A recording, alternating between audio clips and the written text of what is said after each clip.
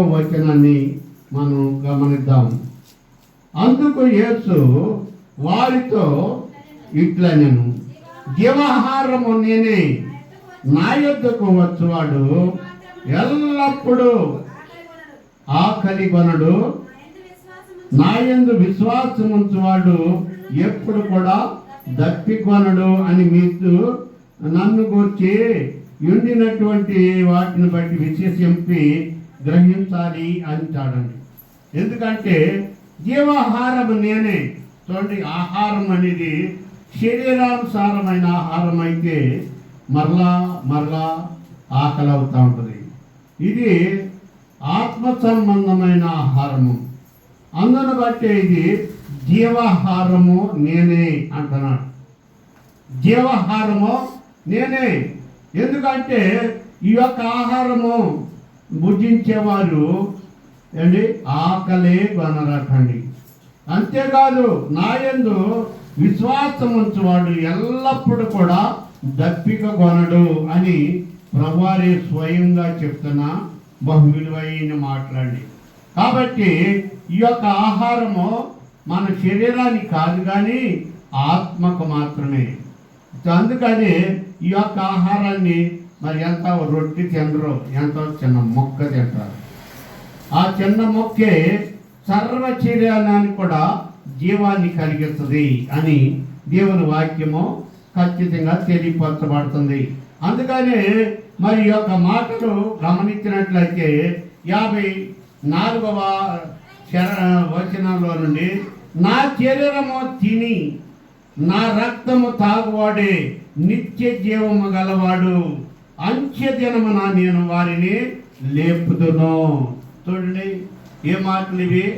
అంత్య దినము అంటే మనము చనిపోయి పాతి పెట్టబడిన తర్వాత ఈ యొక్క ప్రభు యొక్క శరీరమే, ఆ రొట్టెనే శరీరము, ద్రాక్షారసమైన రక్తమును మనం ఎప్పుడైతే తీసుకుంటామో అంత్య దినమున లేపబడతాము. లేపబడి ప్రభు రాకడకి ఎదుర్కోగలుగుతాము. అందుకని ప్రభు చెప్తున్నారు, ఏమంటున్నారండి? నా శరీరము తిని నా రక్తము తాగువాడే నిత్య జీవము గలవాడు అంటున్నాడు. నిత్యము జీవించేవాడుగా ఉంటాడు. ఎందుకంటే ఈ యొక్క ఆహారము నిత్యము జీవింపజేసేది అన్న దేవుని వాక్యం ఖచ్చితంగా తెలియపరచబడుతుంది. 47వ వచనాన్ని గమనిద్దాం. 47వ వచనము, విశ్వసించువాడే నిత్య జీవము గలవాడు, జీవాహారము నేనే. మీ పితరులు అరణ్యములో మన్నాను తినినను చనిపోయేది, దీన్ని తినువాడు సావకుండానట్లుగా పరలోకము నుండి దిగి వచ్చిన ఆహారం ఇదే. మర్చండి, పరలోకము నుండి దిగి వచ్చిన ఆహారం ఇది. ఈ యొక్క ఆహారం అంటే ఆయన శరీరమే ఆయన యొక్క మనకి ఆహారం. కాబట్టి ఇది పరలోకము నుండి దిగి వచ్చింది. అంతేగాని మరి తల్లి తండ్రి మరి పాపం చేస్తే పుట్టినవాడు కాదు. ఆయన పరిశుద్ధాత్మ ద్వారా గర్భము ధరించి మరియమ్మ గారు మరి ప్రభుని మరి ప్రసవించింది. కాబట్టి ఆయన పరిశుద్ధుడు. కాబట్టి ఆయన శరీరము పరిశుద్ధమైంది. కాబట్టి ఆ పరిశుద్ధమైన శరీరాన్ని తీసుకోవాలంటే మనం పరిశుద్ధపరచుకోవాలి. అదే మరి ఎలా పరిశుద్ధపరచుకోవాలి? ఆ పరిశుద్ధతలో మనకి ఎలాంటి పరిశుద్ధత మనకి దేవుడు అనుగ్రహిస్తారో సమూయేలు మొదటి గ్రంథము దేవుని వాక్యంలో గమనించండి. ఎలా సిద్ధబాటులో ఉండాలి, ఎన్ని రోజులు ఉండాలి, ఏ రీతిగా ఉండాలి అనే విషయాలను గురించి మరి సమూయేలు గ్రంథము గమనించండి. దేవుని వాక్యంలో నుండి ప్రభు తెలియపరచబడుతున్న బహు విలువైన శ్రేష్టమైన మాటలు. సమూయేలు మొదటి గ్రంథము 21వ అధ్యాయము పేజీ నెంబరు 242 పేజీ నెంబరు. సమూయేలు మొదటి గ్రంథము 21వ అధ్యాయము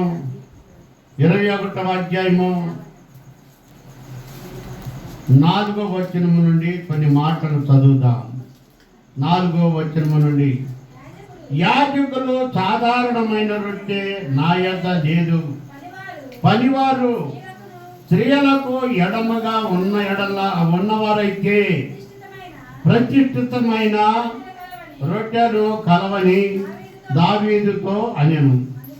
అందుకు దావీదు, నిజముగా నేను బయలుదేరి వచ్చిన నాటి నుండి 3 దినములు, ఈ 3 దినములు స్త్రీలు మాకు దూరముగానే ఉన్నారు,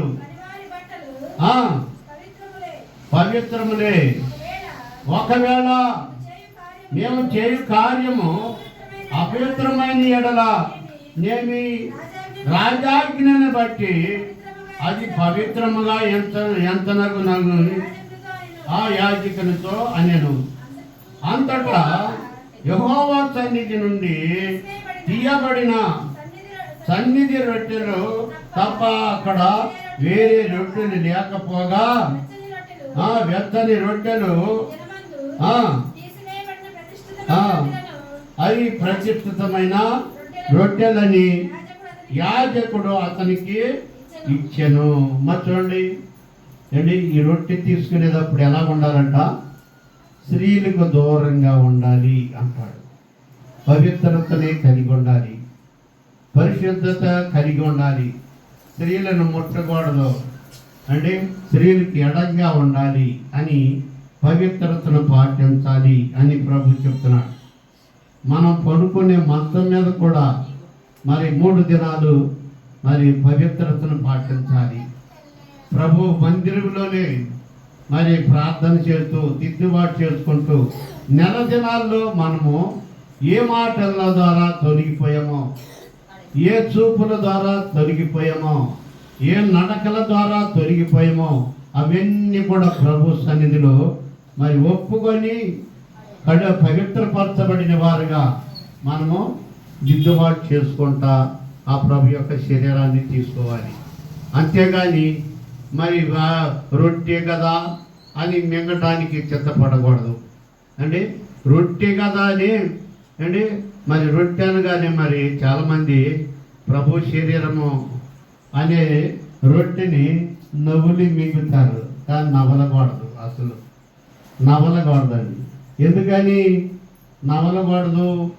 అది ఒక ట్యాబ్లెట్ మన నోట్లో వేసుకొని నవ్వుతామా అని, ట్యాబ్లెట్ నవ్వులేమనుకో ఏమైంది, ఇక తినలేము, లోపల వాది కది.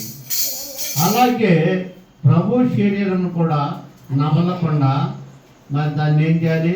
మింగాలి. ఆ ట్యాబ్లెట్ మింగినట్టుగానే మింగాలి. అందుకని దాన్ని ఏమన్నారు? సత్ప్రసాదనము అంటారు. ఏ సాధనము? సత్ప్రసాదనం అంటే అది మరి వేరే సంఘం వారు చెప్పే మాట. అది సత్ప్రసాదం అంటే సత్పరించాలి. ఏం చేయాలి?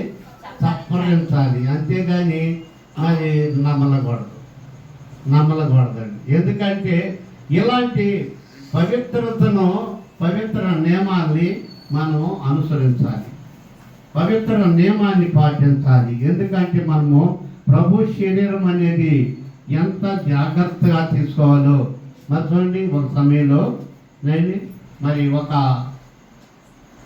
ముస్లిము స్త్రీ దేవుని వాక్యం వినదండి. మహమ్మదీయ మరి వ్యక్తి ప్రభు వాక్యాన్ని విని తన పాపాలని ప్రభు దగ్గర ఒప్పుకొని పాప క్షమాపణ పొంది బాప్తిసం తీసుకుంది. బాప్తిసం తీసుకున్నామే ప్రభు బల్ల తీసుకోవడానికి దైవ సేవకుడు, అమ్మా పలానా రోజున మరి ప్రభు యొక్క శరీరము, ప్రభు యొక్క రక్తము మరి ఇవ్వబడుతుంది, నువ్వు సిద్ధపడి దిద్దుబాటు చేసుకో అని చెప్పేసి మరి ఆమెకి చెప్పడం జరిగింది. అయితే ఆ విషయాన్ని మరి తన భర్తకి తెలియపరిచిందండి. భర్తకి అసలు క్రైస్తవ్యానికి, మందిరానికి, చర్చికి వెళ్ళటం అంటే వారికి అస్సలు ఇష్టపడరు. ఎందుకంటే మన యొక్క సిద్ధాంతము, మనకు దేవుడు మా అల్లా ఉన్నాడు కాబట్టి అక్కడే తప్ప వేరే చోటుకి వెళ్ళటానికి వారు ఒప్పువారు. కానీ ఈమె ప్రభువుని పరిపూర్ణంగా నమ్మి బాప్తిసం తీసుకుంది కాబట్టి ప్రభు శరీరాన్ని తీసుకోవాలని ఎంతగానో మరి కన్నీరు కార్చి ప్రార్థన చేస్తుంది.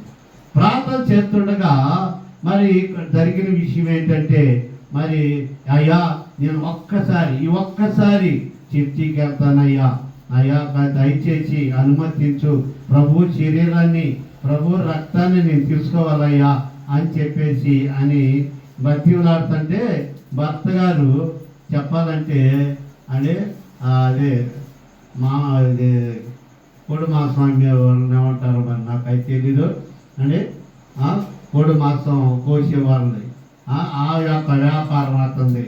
అయితే ఆ వ్యాపారాన్ని బట్టి దానికి సంబంధించిన కత్తులు ఉంటాయి కదా, ఆ కత్తి పట్టుకొని ఇదిగో ఏంటి ప్రభు శరీరమా ప్రభు రక్తమా అది ఎలా ఉంటుందో నేను చూడాలి, మరి అది నువ్వు అక్కడ తీసుకొని నా దగ్గరికి చూపించు, అది శరీరమో ఎలాంటిదో నేను కళ్ళారా చూడాలి అని చెప్పేసి ఆ యొక్క భర్త గారు చెప్పాడు. చెప్పిన దాన్ని బట్టి ఆమె సరేనయ్యా అని చెప్పి చర్చికి వచ్చింది. ఆ చర్చిలో ప్రార్థన చేస్తుంది అండి. రొట్టె తీసుకెళ్ళి ఇది శరీరం అంటే ఆయన ఒప్పుకుంటాడా? రొట్టె తీసుకెళ్ళి ఇదిగో యేసు ప్రభు శరీరం, రొట్టె తీసుకొని శరీరం అంటే ఏంటి, ఇదిగో కత్తి మొక్కల కింద నరికేస్తాను దాన్ని కోడిని నచ్చినట్టుగా అని చెప్పేసి అంటాడేమో అని భయపడతా ఆమె చర్చిలోకి వచ్చి ప్రార్థన అనే కన్నీటి ప్రార్థన చేస్తుంది. ప్రభువా ఈ రాత్రి ఈ రోజుతో నా జీవితం అయిపోయింది, నా బ్రతిక అయిపోయింది.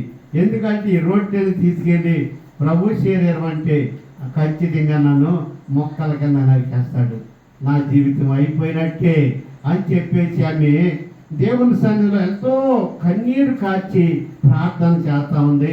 అందరూ ప్రార్థన చేస్తున్నారు. మరి పాస్టర్ గారు మరి ప్రభు శరీరము ఆమె దగ్గరకు వచ్చేసిందండి. ఆమె శరీరం ఆ ప్రభు శరీరాన్ని మరి 2 చేతులతో మరి చేతులు దోషులు పట్టింది. ఆ దోషుల్లో ఆ యొక్క రొట్టె మొక్క పాస్టర్ గారు వేసాడండి. కానీ ఆమె కళ్ళు తెరిచి చూడలా. ఎందుకంటే కళ్ళు మూసుకొని కన్నీరు కాస్తూ ప్రార్థన చేస్తూ ఆ యొక్క రొట్టెని మూసేసిందండి. ఆ యొక్క చేతిలో ఉంచి పై చేయి మూసేసి అలాగే పట్టుకుంది. అలాగే రక్తము మరి ఇచ్చారు. ఆ రక్తాన్ని కూడా అదే చేతిలో మూసేసి కన్నీరు కాచుకుంటూ ప్రార్థన చేసుకుంటూ భర్త దగ్గరికి వెళ్ళిపోయింది. ఆయన ఆ బొమ్మలోనే కూర్చొని ఉన్నాడు. రాని ఈరోజు ఏదో తేలిపోవాలి, ఏసయ్య శరీరం అంటుంది, ఏసయ్య రక్తం అంటుంది. ఆ రక్తం ఎలా ఉంటుందో, ఆ శరీరం ఎంత ఉంటుందో నేను చూడాలి అని చెప్పేసి ఆ గుమ్మంలోనే కూర్చొని మరి కత్తి పట్టుకొని మరి చూడండి, అది రొట్టె అయితే మాత్రం ఇక మొక్కల కింద అయిపోయింది. కాబట్టి ఆమె భయపడతా అలాగే తీసుకెళ్ళి ఆయన కళ్ళ ఎదుటి పెట్టేసిందండి. ఈమె చూడలేదు అసలు. ఆ చేతిలో ఏమో రొట్టె ముక్క మరి ఉంచాడు, ప్రభు శరీరం అని ఇచ్చాడు కాబట్టి అది ఎలా ఉంటుందో ఆమె చూడలేదు ఎప్పుడు. అదే మొదటిసారి, అదే ముందు ప్రారంభం కాబట్టి ప్రభు శరీరం ఎలా ఉంటుందో ఆమెకి ఎప్పుడు తెలీదు. దాన్ని అలాగే ఉంచి తన భర్త దగ్గరికి తీసుకెళ్ళి ఆ కళ్ళ ఎదుట అలా ఉంచిందండి. ఉంచితే అది రొట్టిగా లేదు ఆయన కళ్ళకి. ఎలా ఉంది? ఒక కండరాల మొక్క కనిపిస్తుందండి. కండరాల మొక్క అది కదులుతుంది మళ్ళీ. మరి చూడండి, రక్తం అని తీసుకెళ్ళింది, ద్రాక్షారసం కాదది. ఆయనకి అప్పటికప్పుడే కారిన రక్తంలాగా, వేడి రక్తంలాగా మరి కనిపిస్తుంది ఆయన కంటికి. మరి చూడండి, వెంటనే మరి చూడండి కన్నీళ్లు కార్చి ప్రభు నా కొరకు ఆయన శరీరము, ప్రభు నా కొరకు ఆయన రక్తం ఇచ్చాడు అని చెప్పేసి ఆయన మోకరించి ఆయన చేసిన పాపమంతా ఒప్పుకుంటూ చర్చికి వచ్చేసి ప్రార్థన చేసి ఆయన కూడా ఆ కండను చూసి ఆ రక్తాన్ని చూసి ఆయన జీవితాన్ని మార్చుకొని ప్రభు కొరకు ఆయన గొప్ప సాక్షిగా నిలబడిపోయాడు. చూడండి ఎలాంటి పవిత్రత ఎలాంటి నమ్మిక, ఎలాంటి విశ్వాసము, మరి చూడండి అలాంటి విశ్వాసము, అలాంటి పవిత్రత మనం కలిగి ఉంటున్నామా? ఈ రాత్రి ఆలోచన చేయాలి. ప్రభు శరీరం అనగానే ఏదో రొట్టె ముక్క అని మనం అనుకుంటున్నాం, కానీ ఆమె ఎప్పుడు చూడని వ్యక్తి, ఎప్పుడు ఆ దృశ్యాన్ని మరి కళ్ళారా చూసిన వ్యక్తి కాదు. కాబట్టి ఆమెకే కాదు, ఆమె భర్త కూడా అప్పటికప్పుడే శరీరంలో అనే కోసినటువంటి కండరం మొక్కలాగా ఆయన కంటికి కూడా కనిపిస్తుంది. అప్పటికప్పుడే కార్చబడిన వేడి వేడి రక్తముగా, పవిత్ర రక్తముగా, పరిశుద్ధ రక్తముగా, అమూల్యమైన రక్తముగా. మరి చూడండి ఆ రక్తము ఎలాగున్నది? ఎలా ఉందండి? మనుషుల రక్తం అయితే ఎర్రగా ఉంటుంది, కానీ ఆ రక్తం అలాగా లేదు. ఎలా ఉన్నది? ధవళమైనటువంటి అంటే పవిత్రమైనటువంటి దగదగ మెరుస్తున్నటువంటి మేలిమి ధవళములాగా కనిపిస్తుందండి.